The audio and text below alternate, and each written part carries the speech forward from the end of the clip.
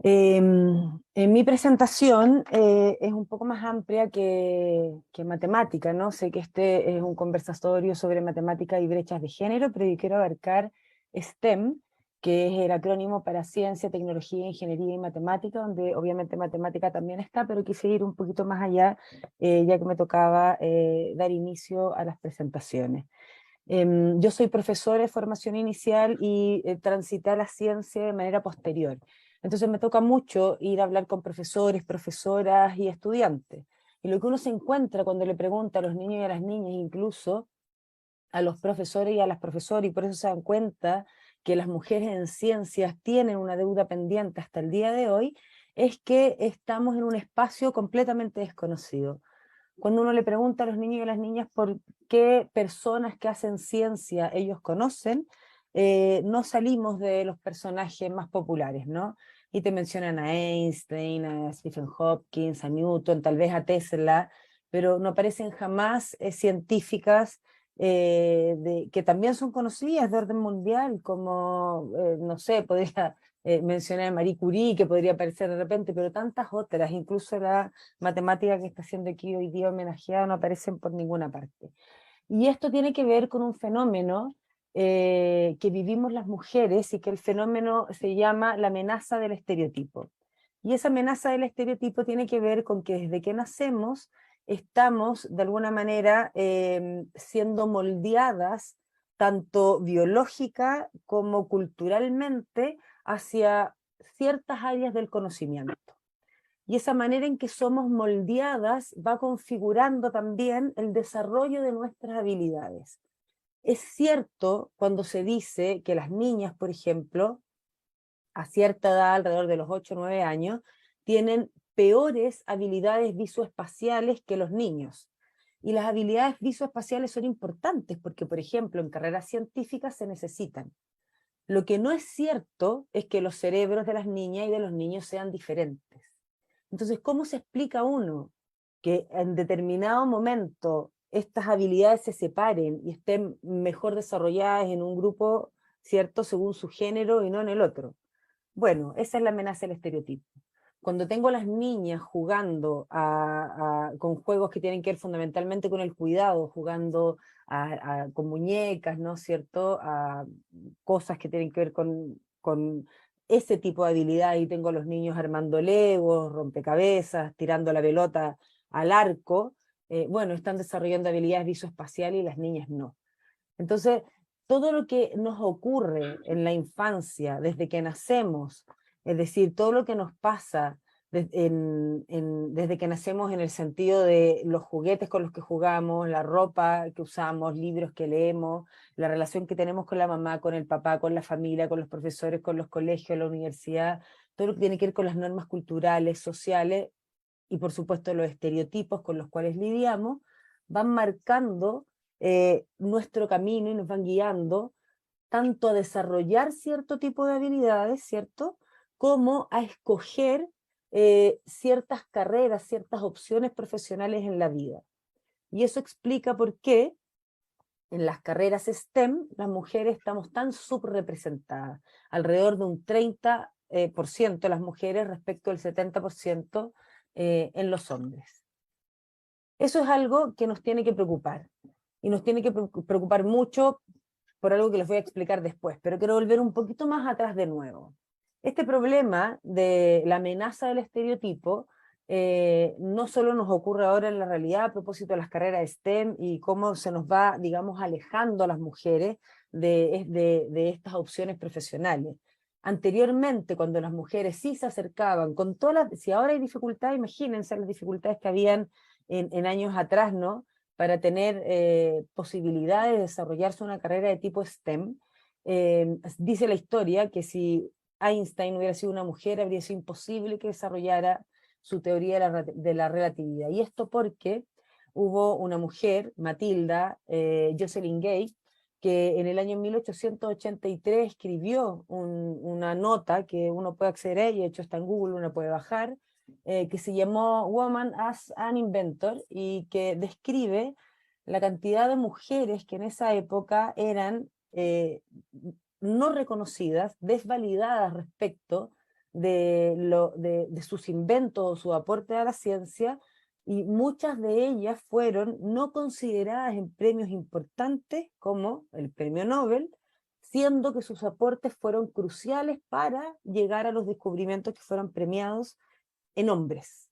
Y tenemos muchísimos casos. Tenemos a Marta Gutiérrez, que ella fue la que descubrió la anomalía en el síndrome de Down, y el premio Nobel lo recibió un hombre. Tenemos a Jocelyn Bell, que fue quien descubrió los pulsares, que permitió ver los restos de estrellas masivas, y ese premio fue recibido por 2 hombres. Tenemos a Liz Meitner, que ella fue la que permitió que se descubriera la división de los átomos, y también fue premio Nobel para hombre. Y uno de los más famosos, Rosalind Franklin, eh, que gracias a sus imágenes se pudo descubrir la estructura del ADN, y el premio se lo llevaron 3 hombres y ella ningún reconocimiento. Este escrito de Matilda y este grito, digamos, de ella, llevó a conocer o a ponerle nombre al efecto Matilda, que dura hasta hoy, ¿cierto?, que describe el fenómeno de las mujeres no vistas, no valoradas o no consideradas en su esfuerzo, ¿cierto?, por hacer o descubrir ciencia, y en su lugar, ¿cierto?, aparecen hombres llevándose el crédito por el trabajo de ellas.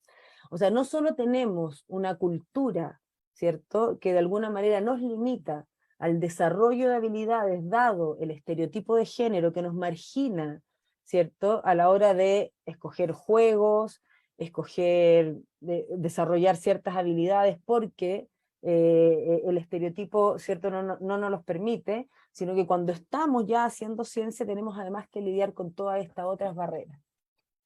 Las carreras STEM, o que las mujeres estén en carreras STEM, ciencia, tecnología, ingeniería, matemática, importa, porque las mujeres miran cosas que por mucho tiempo los hombres tal vez no han visto.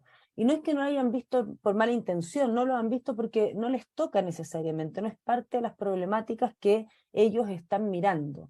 Y como nosotras somos el 50% de la población, y de hecho un poquito más que el 50% de la población, deberíamos estar representadas en todos los ámbitos de la población, ¿cierto?, para que podamos estar mirando todas las problemáticas de la población. Eso tiene un sentido de justicia, y además tiene un sentido práctico, porque estamos perdiendo talento.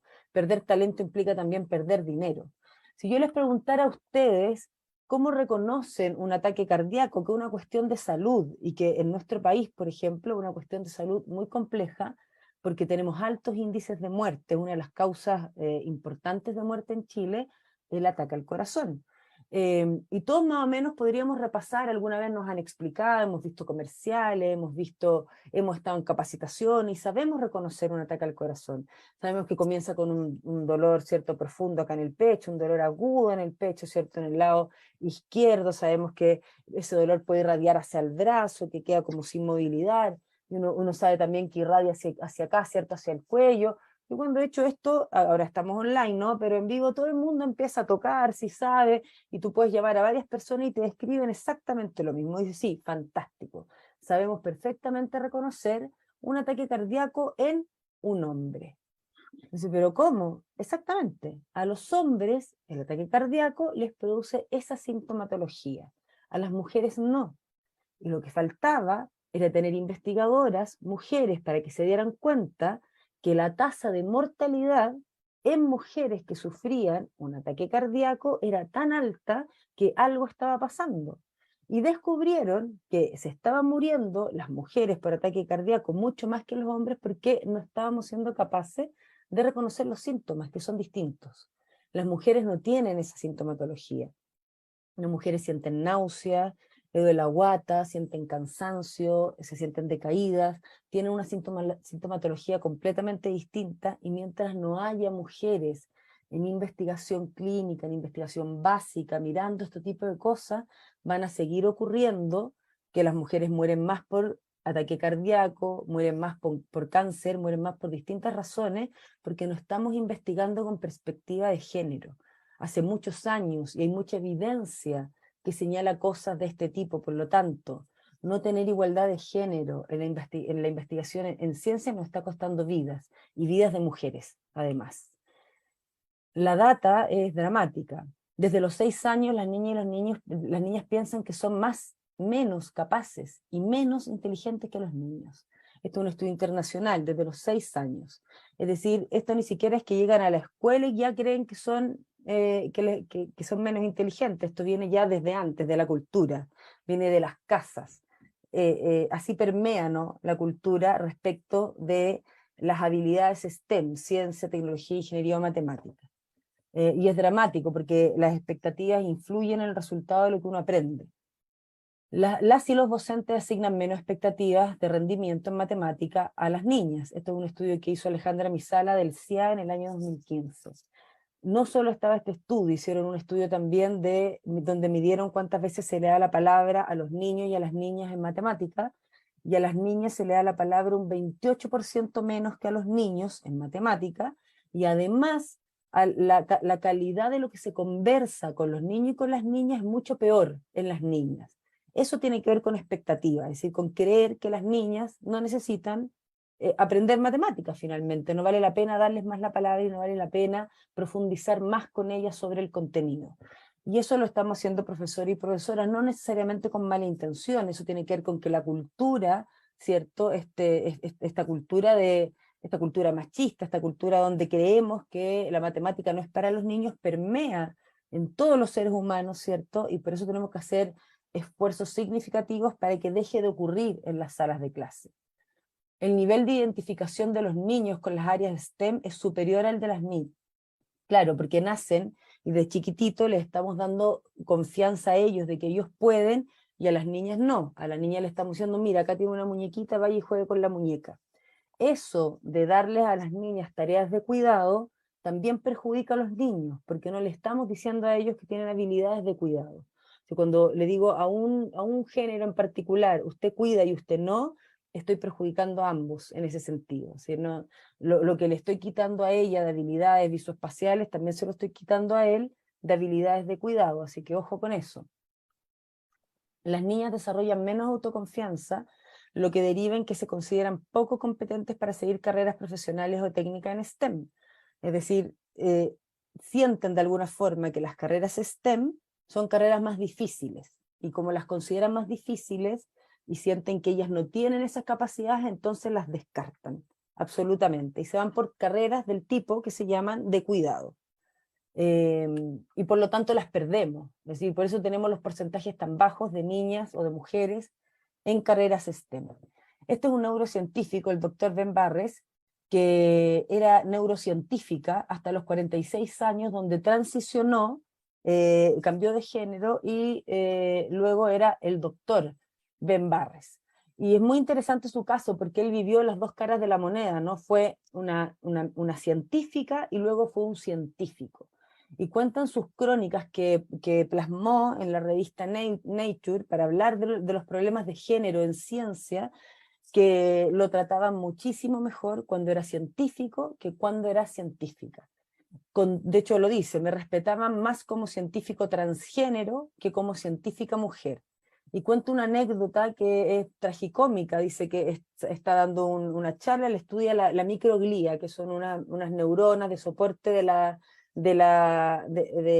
o sea, claro, un tipo de neuronas más pequeñas, ¿cierto?, de soporte de las neuronas más grandes. Y él está haciendo una charla de eso, la microglía, y sale de su charla y se acerca un médico, un científico, y lo felicita y le dice, pucha doctor, estoy muy orgulloso, su charla fue fantástica realmente, usted es mucho mejor científico que su hermana. Y el chiste se cuenta solo, ¿cierto? Porque él era el mismo, ¿no? Él era él antes y él ahora, y ahí él se da cuenta y cuenta esa anécdota con tristeza, ¿cierto?, acerca de que toda la comunidad científica lo trató con mucho más respeto, y se le abrieron muchísimas más puertas siendo médico, o sea, científico transgénero, y no fue lo mismo cuando era mujer. Tener esa experiencia de alguna manera y ponerla, hacerla pública, removió un poquito lo que estaba pasando en la ciencia y permitió levantar estas temáticas. Él ya falleció hace no mucho, el año 2017, pero es importante relevar su experiencia precisamente para mirar lo que está pasando en los ámbitos en los que nos movemos las personas que estamos en ciencia, matemática, tecnología, ingeniería, porque esto está pasando todavía en la actualidad. No se trata esto de hacer el camino fácil, ¿no? Sino que se trata de equilibrar la brecha, de hacerla justa, de que hombres, mujeres, ¿cierto? De que todas, todes tengamos las mismas posibilidades de avanzar, y de que en algunos casos, en el caso de las mujeres, cuando estamos en periodos maternales, etcétera, eso no nos perjudique, sino que se compense. Porque si ustedes miran acá, lo que pasa en estos periodos en que las mujeres estamos, por ejemplo, en periodos maternales, el costo siempre es nuestro. Fíjense lo que pasa con la plata. Este es el Fondesit regular, año 2020 por disciplina. Esto sale en el libro Mujeres y Ciencia, que es un libro compilatorio que hizo Mariana Paludi el año 2022, en el que yo también participé. Y acá uno puede ver cómo se reparten las cosas entre hombres y mujeres. Y uno va viendo que en las áreas que son más de cuidado con humanidades, ahí aparece un poquito, apenas, ¿no? Un poco más de dineros para mujeres. Pero en general la plata se la llevan fundamentalmente los hombres. Entonces no hay equidad tampoco en cómo se entrega el dinero. Y por lo tanto las mujeres si no tenemos el mismo acceso a fondos, vamos a estar siempre desde atrás. Por más que queramos participar y ser parte, ¿cierto? Queramos hacer ciencia y ciencia de calidad, si no se nos entregan los dineros para eso, no lo vamos a lograr. Ahora, cuando vamos a la ciencia más dura, es la única donde más o menos equilibrio gana esto es en educación, pero poco, 54%. Si nosotros pensamos que en educación el 70% de las personas que están en educación son mujeres, esto tampoco está equilibrado. Debería estar equilibrado más o menos por cómo se comporta, ¿cierto? La gente en educación, pero tampoco lo está. Fíjense en matemáticas. Aquí los mato. El dinero en matemáticas, 100% se lo llevan los hombres, 0% mujeres. De todos los proyectos que se postulan, que postulan mujeres y que postulan hombres, 0% mujeres. Entonces después hablamos de género, hablamos de brecha, hablamos de lo que haya que hacer al respecto, y las cosas que hay que hacer, las cosas hay que financiarlas, los proyectos hay que financiarlos, hay que contratar personal, o sea, no hay mucho más que decir, ¿no? Y esta es la realidad a la que nos enfrentamos. En física y teoría experimental 5%, astronomía 8%, mujeres, biología 30%, ciencias de la Tierra 25%, química 45%, pero matemática es vergonzoso, 0%. Ahora, hoy, este año 2022, por primera vez en la vida, el concurso ANID de doctorado dijo que iba a entregar los fondos de manera paritaria. Primera vez en la vida. Esperemos que el resto de las cosas empiecen a pasar de la misma forma, porque si no esto nunca va a cambiar, nunca vamos a poder aspirar, ¿cierto?, a un poquito de igualdad si esto no cambia. ¿Y por qué? Porque lo que pasa es que esto tiene consecuencias. Entonces acá están el color más clarito mujer, el color más oscuro hombre, acá vienen las trayectorias. En general partimos las trayectorias más o menos igual, acá estamos en magíster pregrado, magíster nos juntamos, en doctorado las mujeres tienen más matrícula, ¿no? Les va bien, después en profesores asistentes bien, pero luego, ¿cierto? Acá luego la cosa se separa, ¿no? Las mujeres los hombres tienen más cargos de profesor asistente, las mujeres menos. En profesor asociado las mujeres bajan drásticamente, profesores titulares las mujeres bajan drásticamente, y los hombres suben drásticamente también. Hay una brecha impresionante. Y uno se la pudiera explicar tal vez por el costo de la familia, el costo de la maternidad, o no sé, tal vez ustedes tienen otras explicaciones, pero es todo lo que acá venía relativamente más o menos bien, acá cuando ya se trata de asentarse, de formar, ¿cierto?, serse sólido en una carrera, vivir años más tranquilos, las mujeres no tenemos esa posibilidad, ninguna de esas posibilidades. Lo que es muy triste porque dedicaste muchos años a estudiar, y para que la academia te saque, en el fondo, al final. Terminaste tu doctorado, tal vez tu postdoctorado, y terminaste fuera, finalmente. Y los hombres quedaron en cargos en la academia, y nosotras no. Peor aún, todos los premios nacionales en Chile, acá tenemos todas las características, ciencias naturales, exactas, humanas, sociales, historia. 79 hombres, 9 mujeres. Entonces, no podemos ser un país que habla de paridad, de gobiernos feministas y de cosas por el estilo si estos son nuestros datos. Y no podemos ser universidades que hablamos de feminismo y cosas por el estilo si estos son nuestros datos. Hay que agregarle acá una rectora más de la Universidad de Chile que recientemente fue nombrada, entonces serían 6 y 54 rectores en el otro lado. Entonces estamos lejos, pero lejos, lejos, lejos de ser un país que permita la equidad, la igualdad de género, o una mirada feminista, intersectorial, si esto es lo que tenemos, que hay una dicotomía, ¿cierto?, increíble entre lo que decimos, lo que anhelamos, y lo que realmente está pasando aquí mismo, al frente de nosotros. Va a ser muy difícil que cambiemos las aulas, la escuela, la universidad, si estas cosas, que es donde ocurren la toma de decisiones de poder, ¿cierto?, no empiezan a actuar en concordancia, porque esto es vergonzoso, a mi juicio. Eso. Todas las áreas STEM, las mujeres están subrepresentadas, y algo que debemos cambiar con educación libre de estereotipos y sesgos de género que permitan el desarrollo integral de niñas y niños, y en consecuencia podamos estar presentes en igualdad de condiciones en todas las áreas del saber. Y esto no sé que todas las personas que estamos aquí lo sabemos, pero esto tiene que permear hacia las autoridades para que no sea una cosa que dé un poco de vergüenza, ¿no? Decir luego en la escuela al profesor, a la profesora, o al estudiante o a la estudiante, que son las cosas que tenemos que cambiar. Eso, muchas gracias.